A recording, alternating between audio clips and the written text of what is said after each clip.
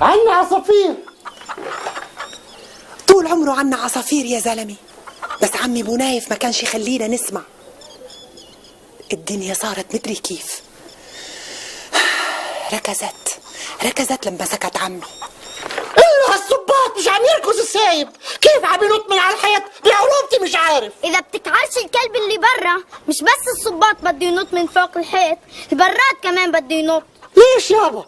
شو دحش الكلب بالصباط؟ بعرفش، انا ما دحشنيش. خلص يا زلمه بعينك الله، طالما عم نعرف وين عم بيروح بيأثرش. ولك يا عطرشان يا مهجة قلبي انت، انا مش سائل عن الصباط، بدي اعرف كيف عم بصير هالشغله، والليله بدي حله لهاللغز، مش عم بيجيني نوم من وراه. عنا غرا؟ عنا